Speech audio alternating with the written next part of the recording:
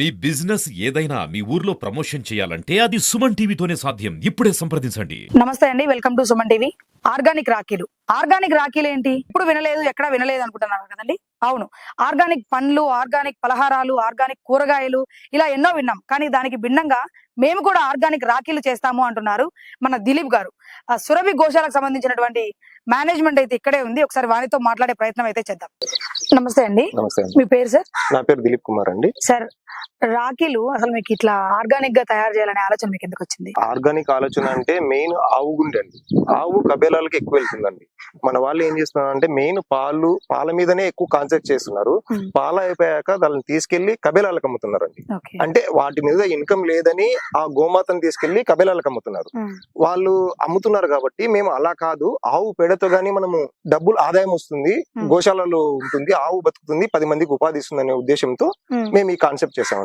కబేలాలు అంటే అండి, కబేలాలు అంటే వీళ్ళు స్లాటర్ హౌస్ కి వెళ్తున్నాయండి. స్లాటర్ హౌస్ కు రైతు అమ్ముతున్నాడు అంటే పాలు ఇచ్చిన నాళ్ళు మన ఇంట్లో కట్టేసుకుంటున్నాడు.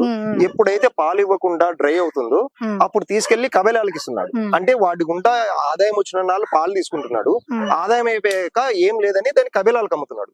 కానీ మా కాన్సెప్ట్ ఏంటంటే ఆవు పాల నుంచే కాదు, ఆ గోమయం నుంచి గాని మనము ఆదాయం పొందొచ్చు, 10 మందికి ఉపాధి ఇవ్వచ్చు అనే ఉద్దేశంతో ఈ కాన్సెప్ట్ లోకి వచ్చామండి మేము. ఇప్పుడు ఇది తయారు చేయడానికి ఇందులో ఏమేమి పదార్థాలు ఉపయోగిస్తారు? ఇందులో ఓన్లీ గోమయము, ఒక 2-3 రకాల చెట్లవి, ఆకుల పౌడర్ అండి. డ్రై ఆకులు మన సమ్మర్ లో ఆకులన్నీ రాలుతాయండి. అప్పుడు ఆకులన్నీ కలెక్ట్ చేసుకుంటాము. ఆకులన్నీ కలెక్ట్ చేసుకుని వాటిని ఈ వెనకలో ఉండే మిషన్ లో పౌడర్ చేసుకుంటాను, ఫైన్ పౌడర్ చేసుకుంటాను. ఫైన్ పౌడర్ చేసుకుని గోమయంలో 1 కేజీలో ఇది కొంచెం రేషియోలో నేను కలుపుకొని చేసుకుంటాను. అసలు ఆర్గానిక్ రాఖీల వల్ల లాభాలు ఏంటి సార్? ఆర్గానిక్ రాఖీల వల్ల లాభం ఏంటంటే ఫస్ట్ ఇందులో వచ్చిన ఆదాయము గోమాతకి ఫీడింగ్ వెళ్తుందండి, గోమాత ఆహారానికి వెళ్తుంది. మిగతాది మేము ఇందులో తయారు చేసినవి మనం బయట వేరే వ్యక్తులతో, కొంతమంది ఎవరన్నా ఉంటారు, మేము అమ్ముతాము సార్, మాకు కొంచెం ఉపాధి కావాలి అనే వాళ్ళకి గానీ మేము ఇస్తున్నామండి. ప్లస్ కొంతమందికి ఉపాధి ఇచ్చిన వాళ్ళం అవుతాము, ప్లస్ గోమాతలకు ఆహారం వస్తుంది. ఇంకా మూడోది, ఇప్పుడు బజార్ లో ఎక్కడైనా చైనా రాఖీలు ఉన్నాయండి, మన డబ్బునంతా తీసుకెళ్లి చైనా వాళ్ళకి ఇస్తున్నాం. అలా లేకుండా ఇది ఇలా చేయడం వల్ల మన ఊర్లోనే ఉంటుంది, మన గోమాత బాగుంటుంది, మన వల్ల ఉపాధి ఉంటుంది. మళ్ళీ తర్వాత ఈ రాఖీని మనం తీసుకున్నాక, రాఖీ పుణ్యం అయిపోయాక మన ఇంట్లో పెరట్లో ఉన్న చెట్లకేస్తే ఎరువుగా గానీ ఉపయోగపడుతుందండి. ఇందులో 0 వేస్టేజ్ అండి. సార్, ఇప్పుడు మీరు ఇన్ని గోవులు పెట్టుకొని మీరు చూస్తున్నారు కదా, పాలు ఇచ్చే గోవులు కొన్ని అయితే కొన్ని ఇవనేటివి ఉంటాయి, వాటికి మీరు ఇవన్నీ పెట్టుకుంటూ వాటి ద్వారా వచ్చే వాటితో మీరు ఇదంతా తయారు చేస్తారు. 10 మందికి చూపించాలి, 10 మంది గోశాల వాళ్ళకి గానీ మనం ఎక్కడైనా కానండి, ఎవరైనా ఇలా గోశాల పెట్టుకొని ఇది ఈ ట్రైనింగ్ ఏమవుతుందంటే అక్కడ హిందీ లాంగ్వేజ్ అండి. మన తెలుగు రాష్ట్రాల్లో హిందీ లాంగ్వేజ్ రాదండి, గోశాల నడిపే వాళ్ళకి హిందీ లాంగ్వేజ్ రాదు. వాళ్ళు అక్కడ హిందీలో చెప్తారు. మెయిన్ లాంగ్వేజ్ ప్రాబ్లమ్ తో వీళ్ళు చేయలేకున్నా, గోశాల వాళ్ళు ఏమో చేస్తారని అందరు ఉన్నారు, కానీ లాంగ్వేజ్ ప్రాబ్లమ్ తో ఎవరు ముందుకు రాలేకున్నారు. మేము ఆ లాంగ్వేజ్ ప్రాబ్లం లేకుండా ఏ గోశాల వాళ్ళు వచ్చి మమ్మల్ని సంప్రదించినా మేము వాళ్ళకి ఎటువంటి సహాయ సహకారాలు అందిస్తామండి. ఆర్గానిక్ గా ఇష్టపడే వాళ్ళు ఉంటారు, వారు మాత్రమే వీటిని ఇష్టపడడానికి అయితే ఉంటది స్కోప్. కానీ నార్మల్ పీపుల్ అయితే నార్మల్ గా అయితే లైక్ చేయరు. కాకపోతే దానికి మీరేం చెప్తారు? దానికి మేము చెప్పేది ఒకటే అండి, మనము పైన ఆకర్షణీయంగా ఉండేదంతా మనకు మంచి కాదండి. మనం ఇలా ఉందని వీటిని మనం తక్కువ అంచనా వేస్తే ఏమవుతుందంటే, ఇప్పుడు వాళ్ళు చైనా నుంచి ఏ చేస్తున్నారో తెలియదు, దాంతో ఏం కలుపుతున్నారో తెలియదు, మనం తెచ్చి బాగా కవర్లో వేసి నీట్ గా పెట్టాలకల్లా మనం తీసుకొచ్చి కట్టుకుంటున్నాం. కానీ మనము మంచి చేస్తుంది. పూర్వము ఎవరైనా చూడండి, మన ఇంటి ముందర కల్లాపి చల్లాలా, ఆవు పెడితే కల్లాపి చల్లుతున్నారు, యాంటీ బ్యాక్టీరియా అని చెప్పారు. కానీ ఇప్పుడు ఏమంటున్నారు, మన వాళ్ళు రెడీమేడ్ గా పొట్లం తీసుకొచ్చేది, చించేది, వేసేది. క్యాన్సర్ ప్రతి ఒక్క ఇంట్లో ఎక్కువ కావడానికి కారణము ఆ కల్లాపిని ఎవరికి తెలియదండి. వీళ్ళు చల్లుతారు, పొద్దున్నే మన ఇంట్లో ఆడవాళ్ళు తీసుకెళ్తారు, ఆ కల్లాపి చల్లుతారు, అదే చేతులతో వచ్చి ఇంట్లో వంట చేస్తారు. ఆ పౌడర్, ఆ కెమికల్ అంతా ఎక్కడ వెళ్తుందండి? అది మన కడుపులోకే కదా వెళ్ళేది. దాని గురించి ఎవరు ఆలోచన చేయరండి. మా ఇంట్లో వాళ్ళ క్యాన్సర్ వచ్చింది, మా వాళ్ళ క్యాన్సర్ వచ్చింది, పూర్వం ఏం లేదు, మాకు ఇప్పుడు వచ్చినాయి. కాలం ఏం మారలేదండి, మనుషులు మారారు. మీరు కానీ ఇంకా మీతో పాటు ఉన్నవారు కానీ దీనిని ఖండించి దాన్ని నిర్మూలించే పద్ధతి మీరు ఏమన్నా అనుకుంటున్నారా? ప్రొద్దుటూరులో గో సంరక్షణ సమితిని ఏర్పాటు చేసుకున్నామండి. మేము అందులో ఒక సభ్యుని.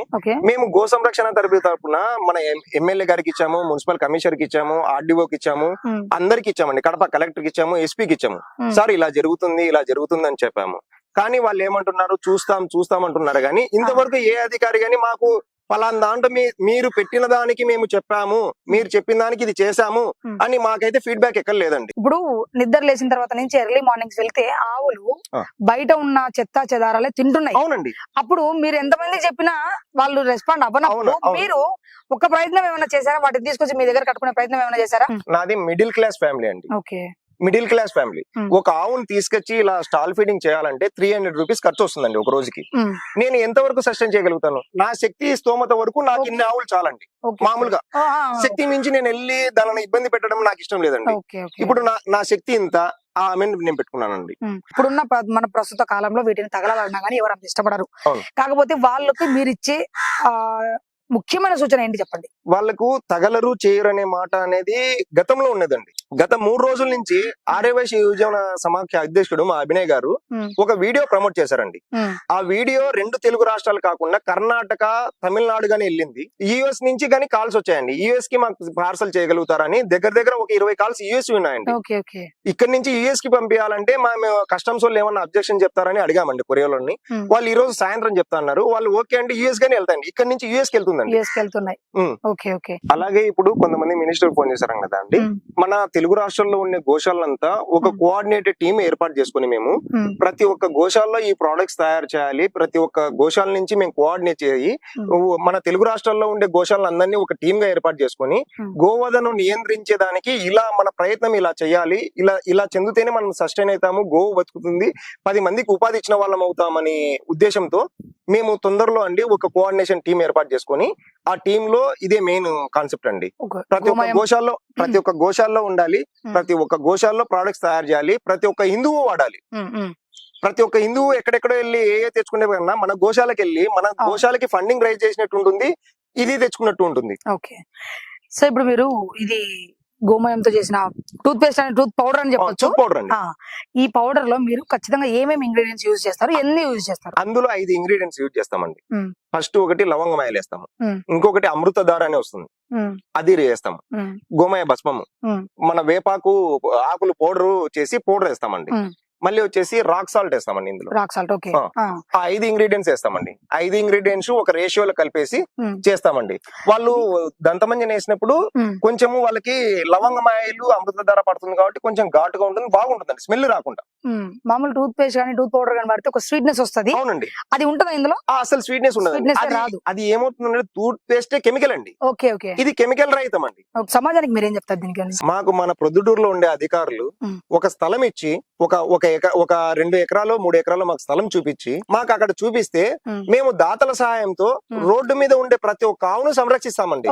ఎత్తుకెళ్లి అక్కడ గోశాల పెడతాము. ప్రతి ఒక్క ఆవును మేము చూసుకుంటాము.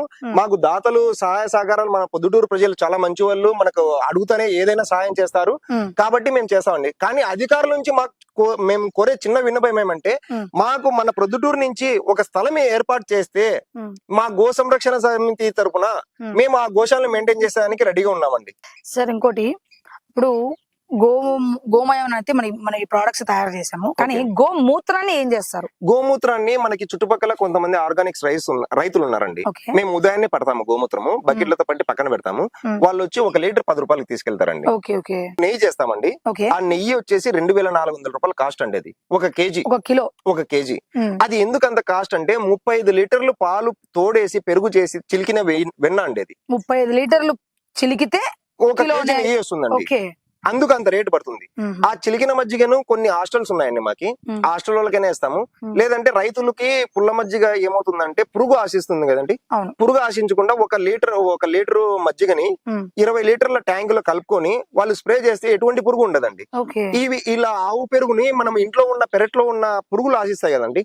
ఇంట్లో పెరటి మొక్కలు ఉంటాయి, పూల మొక్కలు ఉంటాయి. వాళ్ళు ఏం చేయాల్సిన పని లేదండి. ఆవు పాలు తీసుకొచ్చి తోడేసి పెరుగును 1 వారం 10 రోజులు పక్కకు పెట్టాలండి. పుల్లకి కావాలి.